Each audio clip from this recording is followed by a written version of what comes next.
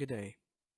In today's video, we're going to discuss the no further stay visa condition, which is imposed on quite a few visitor visas, student visas, etc., etc. Before we continue, I'd just like to request if you could please like this video, subscribe to the channel, and share this video with family and friends. At the moment, we've got a 97% viewer rate of unsubscribed viewers. So if you could please subscribe, it helps me. It doesn't cost you anything, and it just makes YouTube recommend this video to more people. Okay, let's begin. So here I am on imi.homeaffairs.gov.au, and in the search box I've searched for no further stay, and the result that we're after is the first one: visa conditions, no further stay. And then I've opened it in a new tab, and this is what comes up. So it will automatically take you to this page with an overview. So a no further stay condition means you can't apply for most temporary and permanent visas while you are in Australia. You will need to apply for a waiver with the no further stay waiver request form. And for more information on each condition, check the list of visa conditions. So these are all hyperlinks that you can click on for more information. I will go through the no further stay waiver request form. I've already opened it in the tab here, but we'll just finish this page first. Okay, if you don't have a valid visa to remain in Australia, see my visa has expired or is about to expire. So that's again, if you're in that circumstance, there's another hyperlink there. If you have a no further stay condition, you can once you leave Australia, you can apply for another visa to return to Australia. So we'll just recap.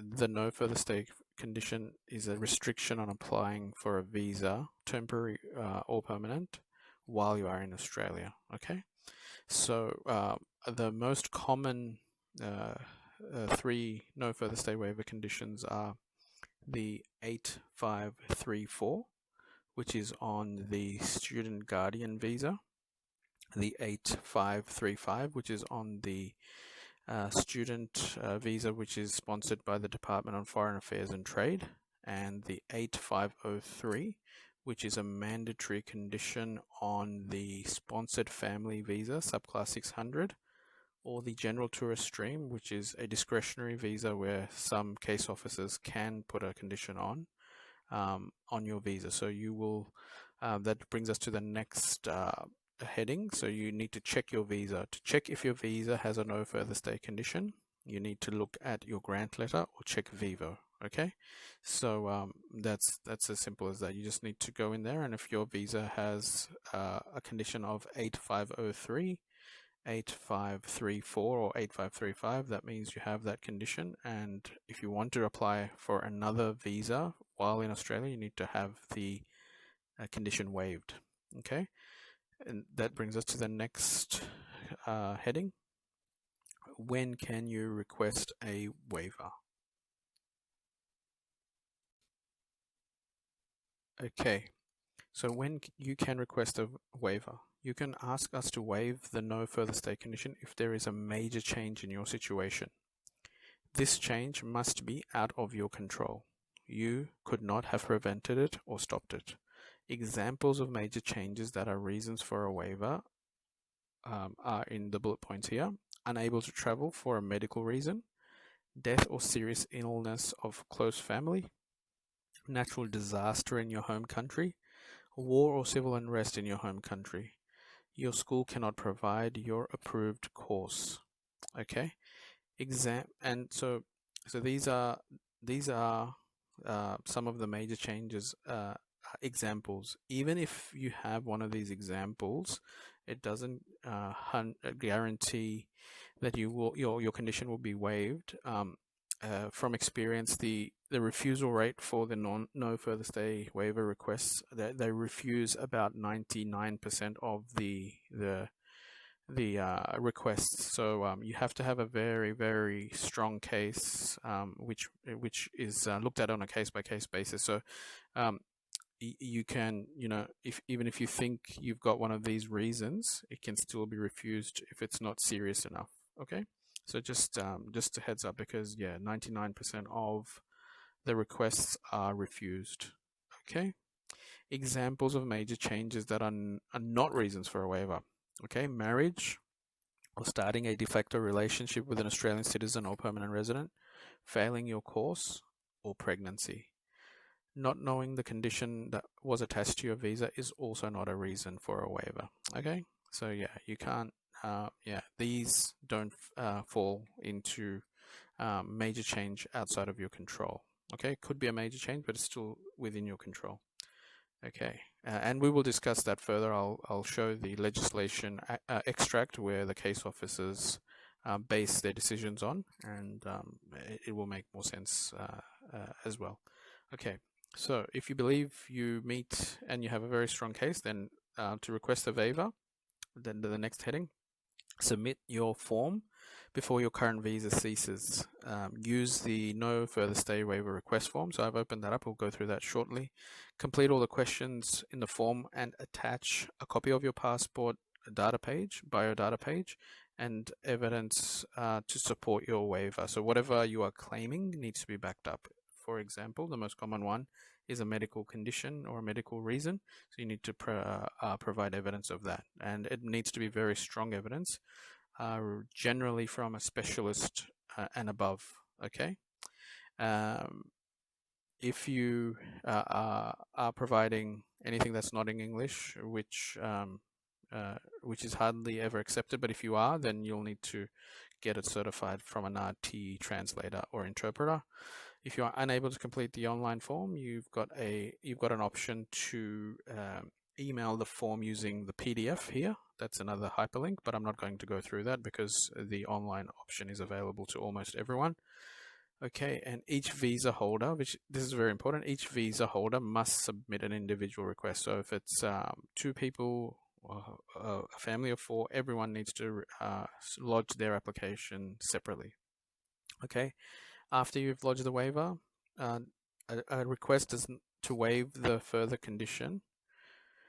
Sorry, a waiver request does not waive the waiver condition. That's pretty much common sense, but yep.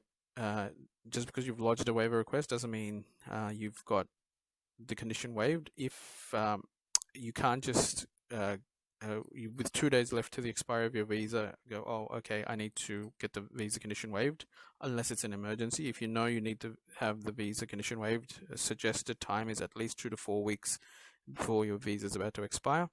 We will process your request and notify you of a decision. We may ask you for more information, but this will delay the processing time.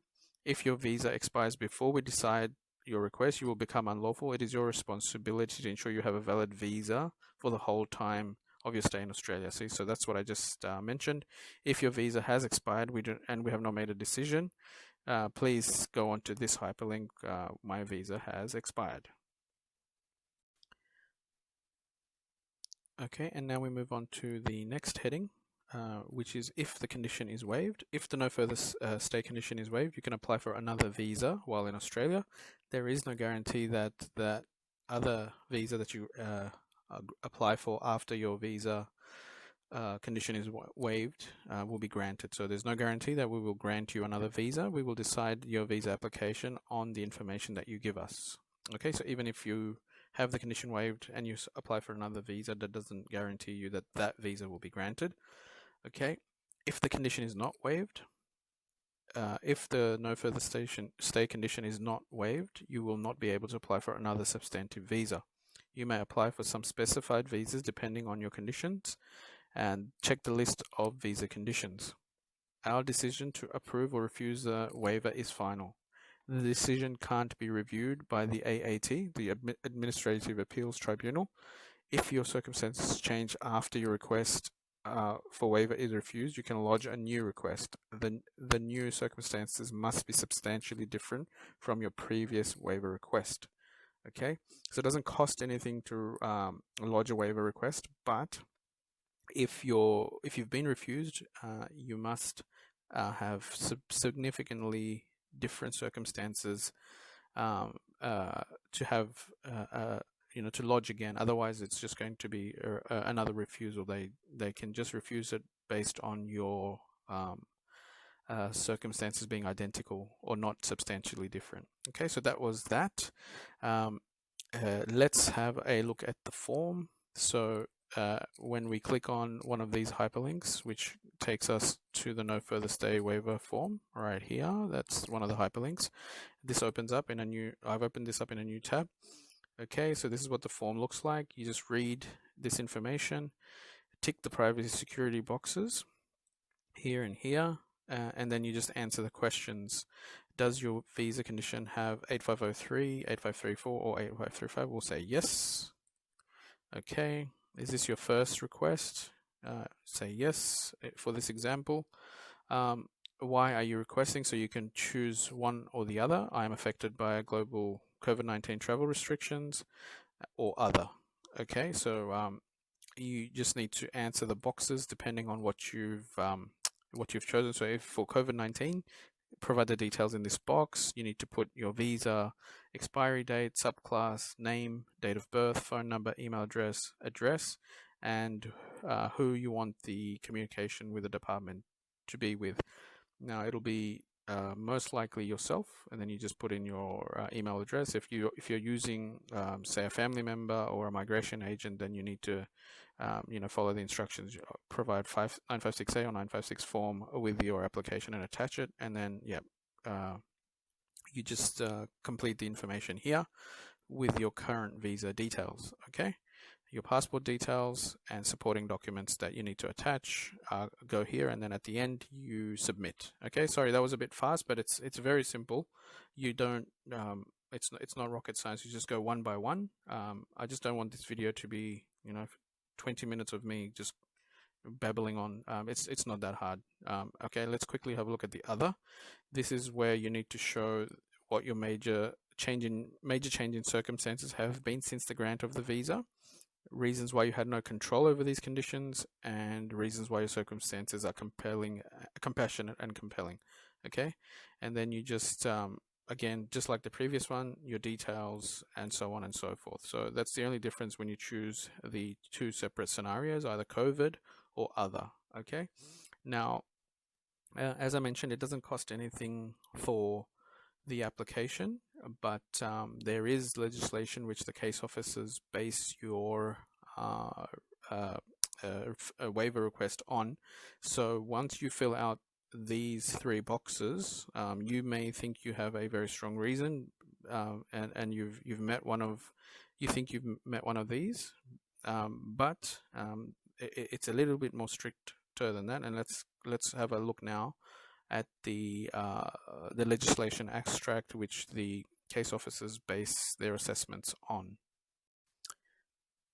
Okay, so I've just copied and pasted the legislation extract from Legend and pasted it into a Word document. So the part of the legislation is 2.054.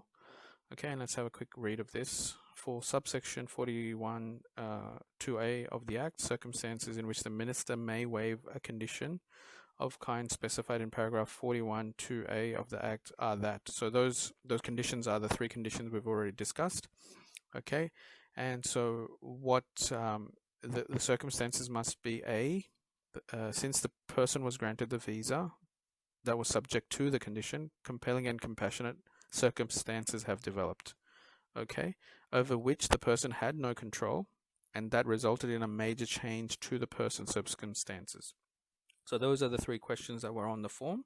So that's why they ask you these questions. That's part of the legislation that you need to meet. Okay. B is if the minister has previously refused the condition, the minister is satisfied that the circumstances mentioned in paragraph A, which is here, the previous one, are substantially different from those considered previously. So basically, like what they said, is if you've been refused and then you reapply and you provide exactly the same things, thinking that some other case officer is going to make a different decision, the answer is no. You have to have a very major change from the circumstances that were already previously refused. Okay, and if the person asks the minister to waive the condition, the request is in writing. Okay, just another very important thing to note is that for the condition to be waived, all of these conditions have to be met. C is obviously the easiest. Anyone can just put it in writing. But for the condition to be refused, you just don't need, the case officer just needs to be satisfied that you don't meet one of the legs of these conditions. For example, under compelling and compassionate, you if you were in control, then that's all that needs to be satisfied. So you will then not meet compelling and compassionate. So that's how that works. So if you want it to be granted, all of the conditions need to be met. If it has to be refused, the case officer can just refuse on one of the criteria. So that's how that works. Okay, so that's an overview of the no further stay waiver condition. It is very, very, very hard to have the condition waived. You need to be in, it's not nice to say, but yeah, you need to be, the visa holder needs to have had an accident or something quite on the emergency side of things. For the medical emergency, being involved in an accident, or had an accident like slipping on something and then they need surgery, and a specialist needs to write that, provide evidence of that. If another family member gets sick, and then again, you need to provide evidence from that. If it's mental health, it can't just be from a GP. It needs to be from a specialist or a psychiatrist, and so on and so forth. So that's that. If you've liked this video, please subscribe. There's 97% of you just watch the videos and don't subscribe. Please like this video. If you have any questions, post it in the comments and share this video with your family and friends. Please don't post in the comments your individual scenarios, because that's just going to be too hard for me to answer everything. And as I said, it's on a case-by-case basis. So good luck. Go and apply. It doesn't cost you anything. If you believe that you've got an special circumstances which are compelling and compassionate and have developed since the visa was granted, then go ahead and apply for that. And good luck. See you in the next video. Bye bye.